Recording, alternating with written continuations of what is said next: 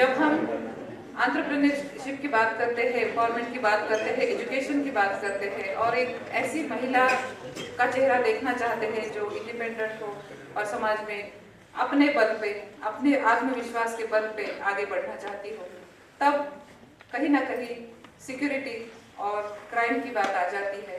Parents अपनी लड़कियों को आगे बढ़ाना चाहते हैं, हस्बैंड्स अपनी बीवियों को आगे बढ़ाना चाहते हैं, प्रमोट करना चाहते हैं, पर कहीं ना कहीं at the back of mind ये बात हमेशा रहती है कि क्या हमारी बेटी या घर की जो औरत बाहर जा रही है, काम करना चाहती है, क्या वो सुरक्षित है।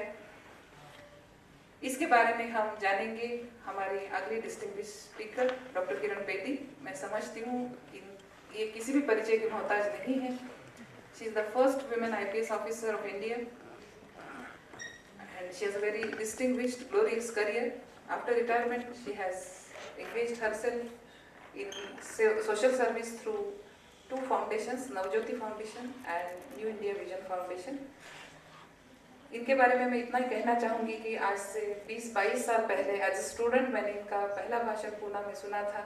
सैकड़ों की भीड़ में खड़े थे और इनके भाषण सुनते सुनते रोंगटे जो खड़े हो गए थे। मुझे लगता है आज भी उस अवस्था में कोई फर्क नहीं है। उतनी ही एनर्जी, उतनी ही इंस्पिरेशन, उतनी ही डेडिकेशन।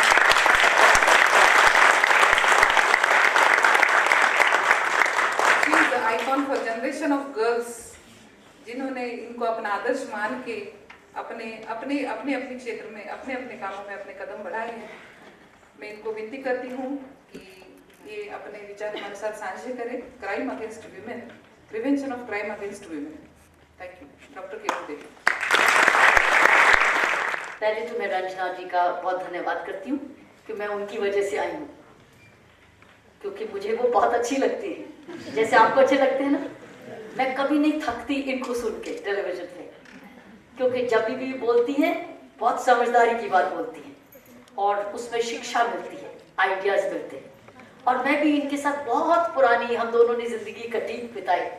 मैं इनको एक तरफ हाय हाय करती देखती थी, विमेंस रिजर्वेशन बिल, क्राइम्स, जब विमेंस डे मनाया गया तब से ये एक्टिविज्म में है, इसलिए मैं भी इनको बड़े करीब से, और ये भी बड़ी भी हुई ऐसी ही है, मतलब अपनी उम्र की लगती है, और मतलब छोटी उम्र की लगती है अपने से छोटी उम्र की लगती है।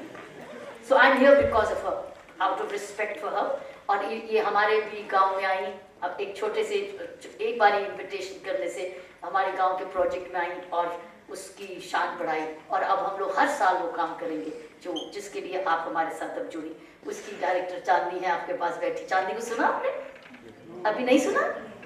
ये बड़ी छोटी सी बड़ी पटाखा है ये। रूरल डेवलपमेंट की डायरेक्टर है, बहुत सारी महिलाओं को शिक्षित करती है गांव में, 70 विलेजेस में काम करती है महिलाओं के साथ, सोना की बेल्ट में। तो इसने इनिशिएटिव लिया था, तो रंजना जी हमारे गांव में आई और एक मैजिस्ट्रेट, चीफ जुडिशियल मैजिस्ट्रेट भी आई, जिन्होंने क्राइम्स अगेंस्ट वुमेन के बारे में बताया महिलाओं को कि उनके हक क्या हैं, उनकी जिम्मेवारियां क्या हैं। So it was a very, it was just 2 weeks ago हम लोग इकट्ठे थे। मैं कई बार बहुत सोचती हूँ कि ये दुनिया चलाती कौन है? चलिए हमारा देश चलाता कौन है? तो क्या अगर 1.3 बिलियन है हम, पुरुष तो चलाते हैं, तो वो 50% हो गए, चलिए 500 बिलियन हो गए, चलिए हम लोग 1 बिलियन सोच के चले, 500 बिलियन हो गए। उसमें से बुजुर्ग हैं अब जो वेट करते हैं नौजवानों की कि वो सेवा करें, तो उनमें से आधे नौजवान चलाते हैं। उन नौजवानों में से भी बच्चे निकाल दो, बच्चे वेट करते हैं अपने माँ बाप के लिए, वो भी छोड़ दो क्योंकि अभी वो डिपेंडेंट है। तो एक छोटी सी percentage of those 500 billion is the youth, जो इस देश की मेहनत करके चलाती है, दिन रात काम करती है, दिमाग लगाती है, मजदूरी करती है, खेती करती है, क्रिएटिविटी करती है, वो करती है। क्योंकि जब आप 50 years and above, 55 years and above आते हैं, you are starting on a stagnant, exceptions are always there। तो मैं ये कहती हूँ उस 500 मिलियन में से वो 1/3 चलाता है, और उस 1/3 में से भी सेल्फ ड्रिवन कितना होता है? चाबुक लगा के चलाना पड़ता है कई बार, और कई सेल्फ ड्रिवन होते हैं। So, उस 1/3 में से भी 1/3 तन मन धन से काम करते हैं, बाकियों को चलाना पड़ता है। तो वो 500 मिलियन में से 1/3 में से 1/3 इस देश को चलाता है। और दूसरी 500 मिलियन वो है महिलाएं, हम लोग। हम कहाँ हैं? हम कहाँ हैं? कितने परसेंट दिखती हैं? ये सरकार में भी कितनी वुमेन है लीडरशिप? सुषमा दिखती है, स्मृति दिखती है, मानिका दिखती है, और कौन दिखता है? कौन दिखता है? 2-3 और दिखते होंगे।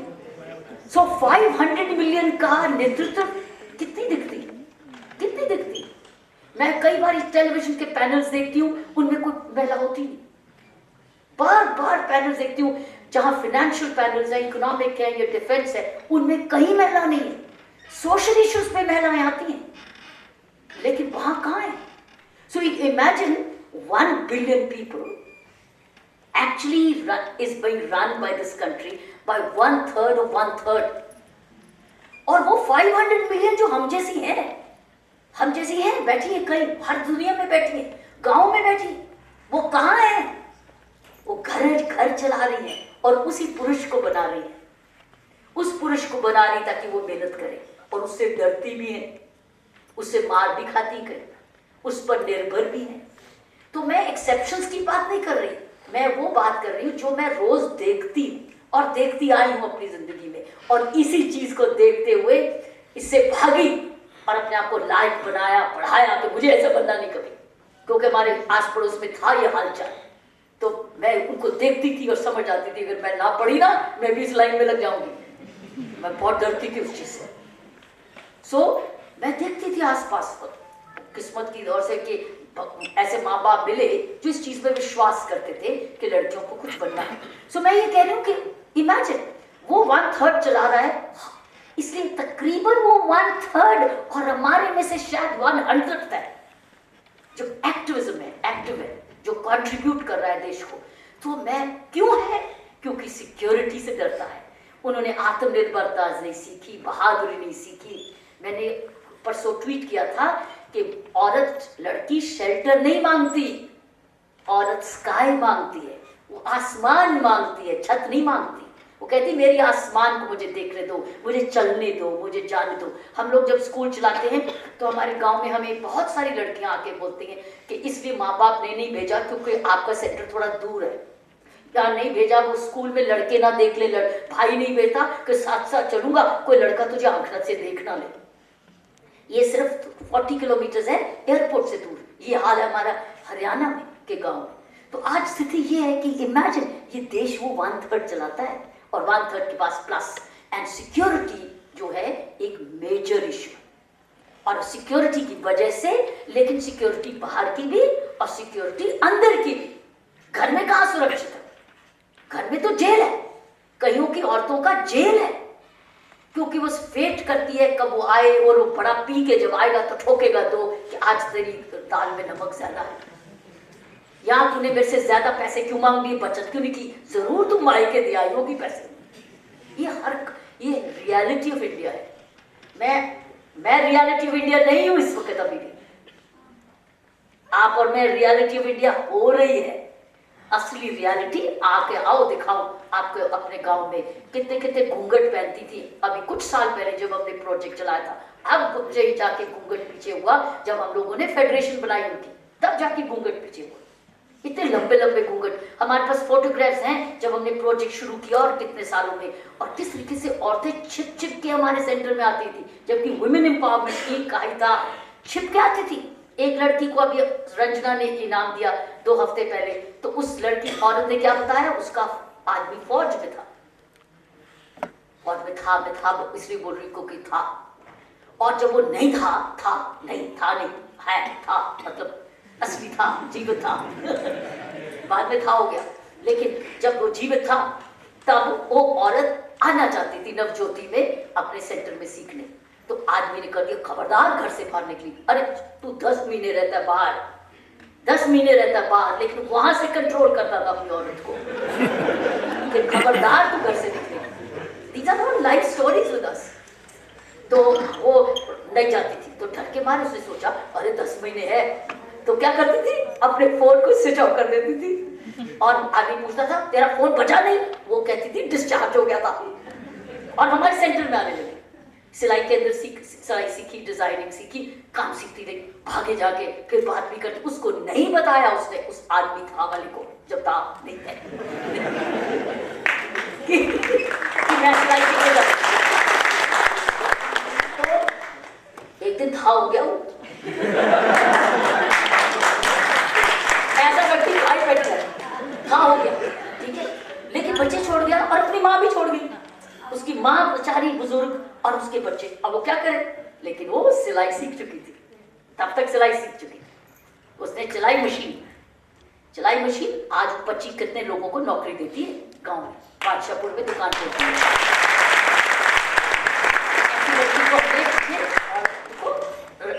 इनाम दिलवाया। ये हालत है हमारी औरत। तो मैं आपको बोल रही हूँ को 1/3 इसमें से 1/3 पुरुष ही काम चला रहा है। हम कहाँ हैं बेचारी, हम जो जाना चाहती हैं उनको रोका जाता है।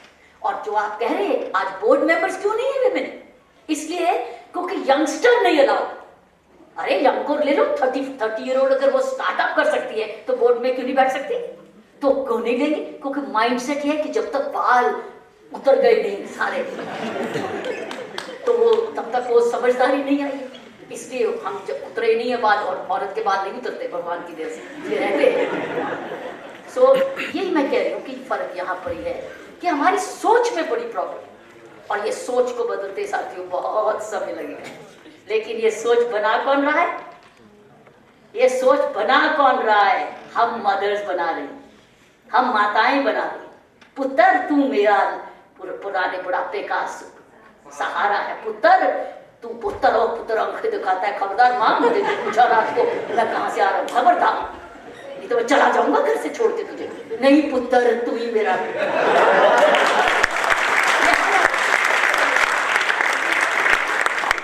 और पुत्री को बार बार कहा जाता है कि तू तो दूसरी पराई घर की है, पराई घर की है, तो तू तो मेरा पराया धन है। बार बार उसको कह रहा, वो कहती भी है मां मैं पराया धन नहीं हूं, नहीं तू पराया धन है। ताकि वो अगर वो बेटी अपनी माँ की सेवा करना भी चाहे अपने, तो भी उसके दिमाग में मैं पराया धन थी, वो अपनी सोच को बदल रही। सो हम कौन सोच बना रहे हैं, हम माँ बाप। सो मैं यही 6P प्लान सिक्योरिटी का कहती हूँ कि हमारी जीवन में सुरक्षा नहीं आएगी महिलाओं की जब तक ये, मैं एक छोटा सा 6P फॉर्मूला दे दूंगी और ज्यादा नहीं बताऊंगी। 6P का मतलब है, पहली P है हम लोग, पीपल में पेरेंट्स, पीपल में टीचर्स, प्रिंसिपल्स। दो जिन्हें हैं मेजर रोल प्ले करते हैं औरत की सोच को बदलने के लिए। एक है घर में माँ बाप और स्कूल में माँ बाप, वो है टीचर। ये दो है प्रिंसिपल्स एंड पेरेंट्स। अगर ये दो, और पेरेंट्स टीचर्स भी हमारे मैक्सिमम वुमेन है, तो किसका दोष है? महिला ही महिला को रोक रही है आज पीछे, क्योंकि उसकी सोच बैकग्राउंड, हमने उस सोच को कैसे बदलना है। मैं ये CSR देना चाहती हूँ, क्योंकि मुझे रंजना ने बताया कि हम देखें कैसे CSR projects, corporate social responsibility, किस किस प्रोजेक्ट से जुड़ सकती है। एक CSR तो बनता है सोच बदलना कैसे, टीचर ट्रेनिंग कैसे करना, ताकि वो लड़के की शिक्षा और लड़की की शिक्षा सही करे, लड़के को समझदार बनाए, लड़की को बहादुर बनाए। ये शिक्षा पेरेंट्स के लिए प्रोजेक्ट बनाए, प्रिंसिपल्स के लिए प्रोजेक्ट बनाए, एक्सक्लूसिव प्रोजेक्ट्स बनाए, ताकि हम सोच बदल सके। सो इसलिए पहली P है पीपल में पेरेंट्स हैं, पीपल में प्रिंसिपल्स हैं, पीपल में RWs हैं, पीपल में प्रधान हैं। प्रधानों के लिए ट्रेनिंग कहाँ देते, कौन देता प्रधानों को ट्रेनिंग? महिला प्रधानों को ट्रेनिंग हम देते, हम मिलके, हम लोग यही कर रहे हैं। NGOs जो हम लोग गांव में काम कर रहे हैं, हम यही सेवा कर रहे हैं। लेकिन ये बूंद बूंद है, अगर हमने इसको समुद्र बनाना है ना, हम सबको जुड़ना है।